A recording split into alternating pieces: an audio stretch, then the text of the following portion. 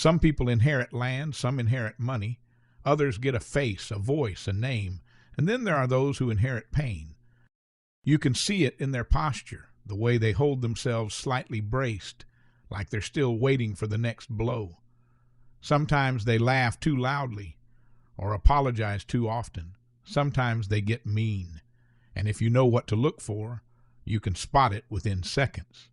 There is a particular look behind the eyes of someone who was hurt young and hasn't quite figured out what to do with the debris. And the thing is, most of them haven't had a choice. Pain came uninvited. A father walked out. A mother struck or disappeared. Words landed like weapons and stuck. A friend turned cruel, or life simply fell apart too soon. And from that moment on, they've been dragging something heavy through every room they enter. And if you get too close, you might catch a piece of it, because pain, untreated, becomes contagious. There's a lie we tell ourselves in moments of anger. The lie says this is justice. The sharp comment, the cold shoulder, the slammed door, our pain looks for a target, and it convinces us that striking back is balance. But that's not balance. That's just gravity. That's just the world pulling down again. To carry pain and not throw it, that's what defies gravity. That's flight. That's what makes angels or saints or the kind of elders we want sitting on our porches when we grow old. People who learn to hold their sorrow with both hands, like a bowl of fire, and not spill it on the children. You don't have to be made of steel to do this. In fact, you can't be. People who go rigid just end up breaking in the wrong direction. What it takes is softness and slowness, a kind of deliberate pause that says, I know what this is, I felt this before, but I'm not going to become it. That kind of strength comes from attention, not the kind you put on your phone or your inbox, but the kind you bring to your own heart. You have to notice when it's starting to tighten. You have to notice when your stomach turns or your jaw clenches.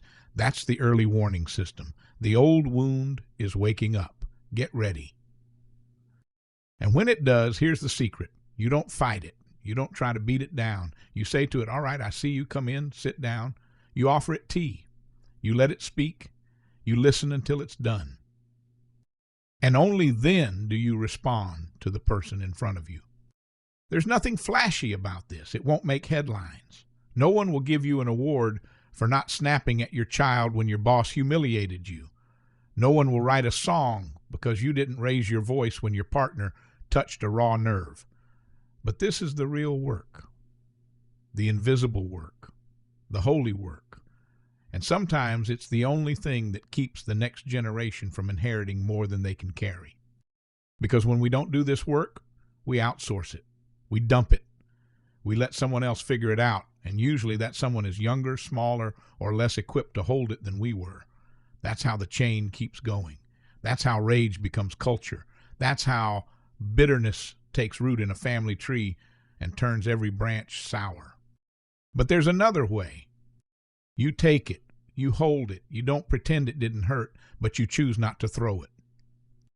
You find ways to set it down gently, maybe in writing, maybe in prayer, maybe in a long walk, or in the lap of someone who can hold your story without flinching.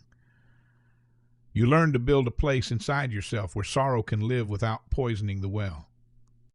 And slowly, so slowly, you discover something astonishing. Pain, when carried this way, begins to transform. It becomes depth. It becomes mercy.